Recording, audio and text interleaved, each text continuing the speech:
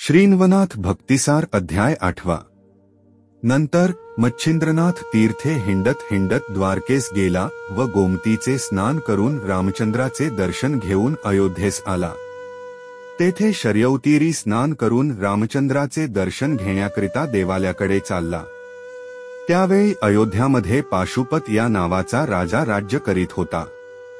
हा सूर्यवंशीय श्रीरामचंद्राचा वंशज होय। तो आपल्या सैन्यासह श्रीरामचंद्राचे दर्शन घेण्याकरिता देवालयात गेला होता। राजा देवालयात पूजेस गेला असता देवळाभोवती पाऊल ठेवण्यास जागा नाही, इतकी दाटी झाली होती। तशा गर्दीतून मच्छिंद्रनाथाची स्वारी रामाचे दर्शन घेण्यासाठी पुढे घुसली व तो जेमतेम देवळाच्या दरवाजापाशी आला। पण द्वारपाळांनी त्यास आत जाण्यास अटकाव केला। मच्छिंद्रनाथ उतावळीने देवळात जात असता त्याच्याशी द्वारपाळ उद्धटपणाने बोलू लागले।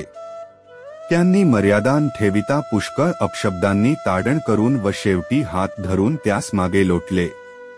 अशी अप्रतिष्ठा झाली तेव्हा मच्छिंद्रनाथासही वाईट वाटले।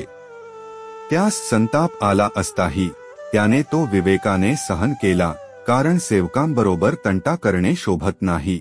ह्या विचाराने तो उगीच राहून द्वारपाळाशी बोलता राजासच शिक्षा करण्याचा विचार त्याने मनात आणला।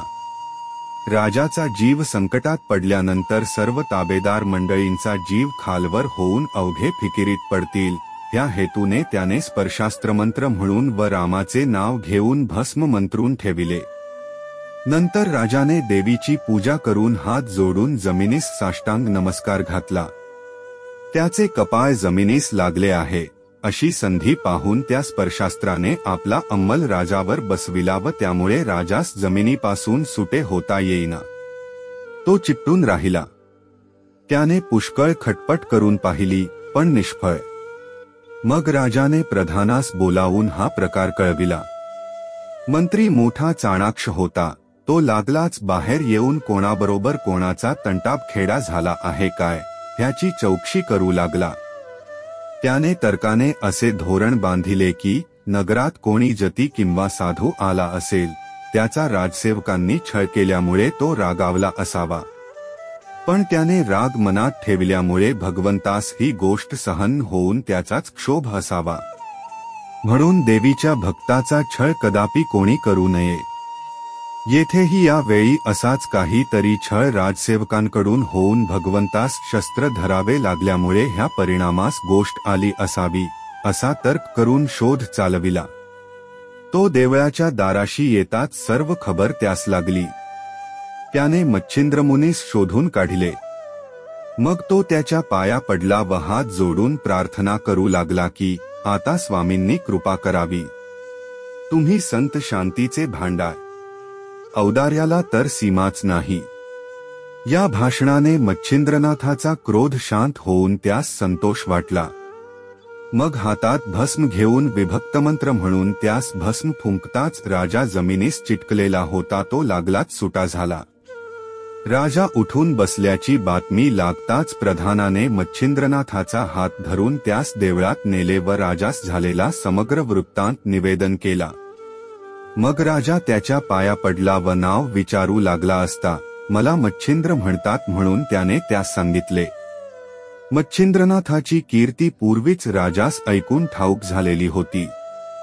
तोच मच्छिंद्रनाथ आज येऊन दर्शन देत आहे म्हणून राजास फार आनंद झाला।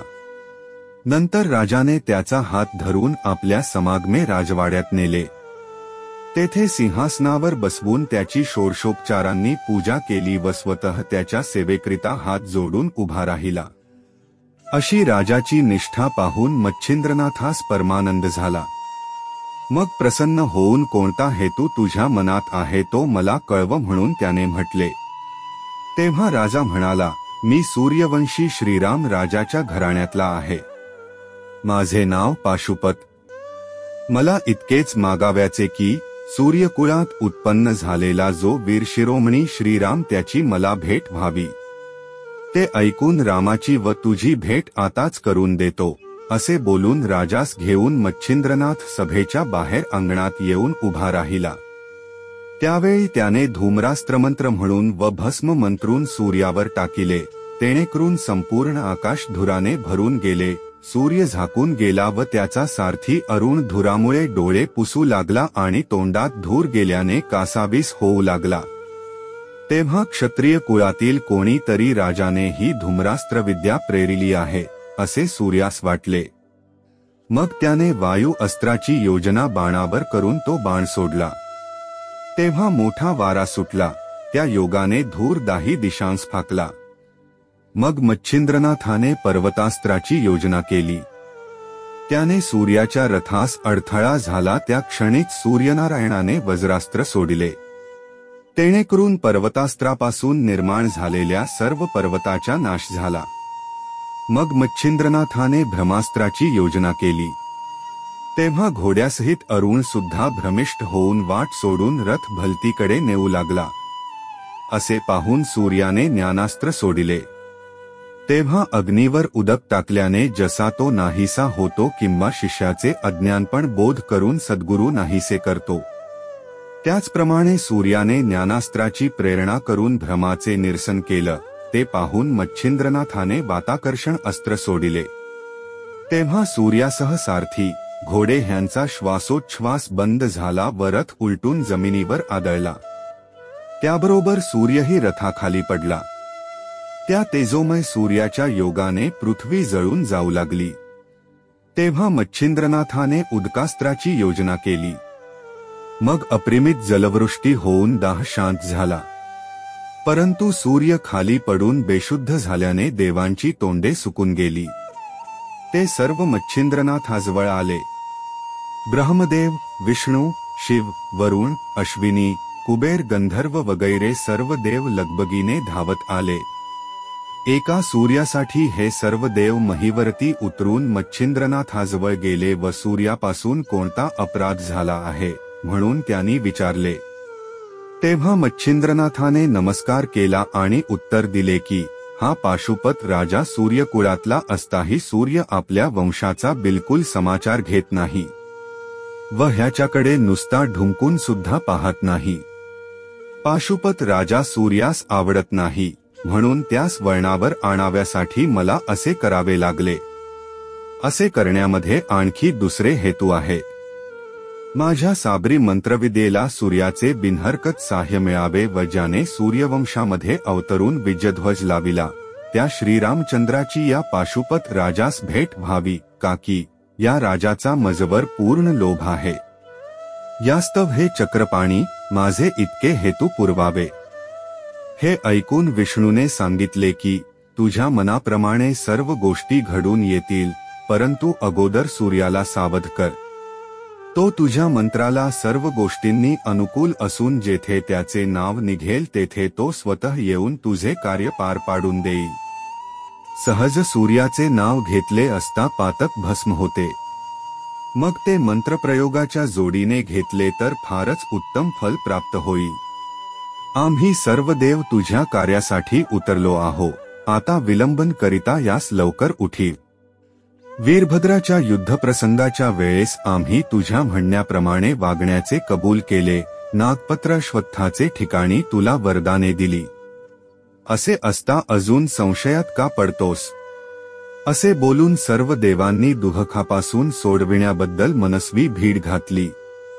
परंतु मच्छिंद्रनाथाने सांगितले की पाशुपत राजास रामाचे दर्शन करवा, म्हणजे माझ्या मनाला स्वस्थता वाटेल. हे ऐकताच रामचंद्र प्रगट झाले. तेव्हा राजास व नाथास अपार आनंद झाला. नंतर मच्छिंद्रनाथ पाशुपत राजास रामाच्या पाया पडला. त्यास रामाने पोटाशी धरिले. त्याच वेळी मच्छिंद्राने रामाची प्रार्थना केली की तुझे नाम श्रेष्ठ होय. साबरी विद्येच्या मंत्रयोगामध्ये तुझे नाव येईल, तेव्हा तू येथे हजर राहून ते कार्यसिद्धीस न्यावेस व ह्याबद्दल प्रसन्न मनाने वचनादाखल माझ्या हातावर हात द्यावा. हे ऐकून रामाने की तिन्ही देवांचा अवतार दत्तात्रय, त्याचा पूर्णपणे वरदहस्त तुझ्या मस्तकावर, तो पूर्ण ब्रह्म नरसिंहावतार, त्याचीही तुला पूर्ण अनुकूलता. मग मी का तुला साह्य न व्हावे? तर तुला मी सर्वस्वी साह्य आहे.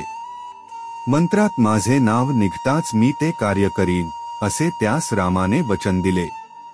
त्यावेळी त्याने असेही सांगितले की तू कविनारायणाचा अवतार असल्यामुळे आपण उभयता एक आहो असे सांगून सूर्यास उठविण्यासाठी रामाने मच्छिंद्रनाथाचे पुष्कळ आर्जव केले. मच्छिंद्रनाथाचा त्या वेळचा आनंद अप्रिमित होता. मग मच्छिंद्रनाथाने वायुक्त अस्त्रमंत्र म्हणून भस्म टाकीताच सूर्य सावध झाला व त्याने सर्व देवांना जवळ बोलाविले. सर्व देवांनी त्यास नमस्कार केला. पुढे हा कोणत्या वीराचा प्रताप म्हणून सूर्याने विष्णूस विचारिले व मला हात दाखविणाऱ्या प्रतापी वीरास एकदा आणून मला भेटवा म्हणून सांगितले. सूर्यास भेटण्यासाठी देवानी मच्छिंद्रनाथास बोलाविले. मग सूर्यापासून दाहन व्हावा म्हणून चंद्रास्त्र मंत्रून नाथ त्यास भेटाव्यास गेला.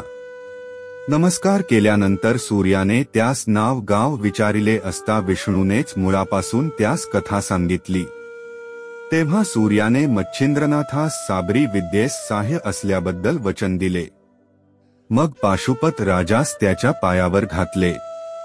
आपला वंशज पाहून सूर्यास आनंद झाला. मग त्याचे समाधान करून सूर्यासह सर्व देव आपापल्या ठिकाणी गेले. मच्छिंद्रनाथही राजाचा निरोप घेऊन व रामाचे दर्शन घेऊन पुढे तीर्थयात्रा करीत चालला.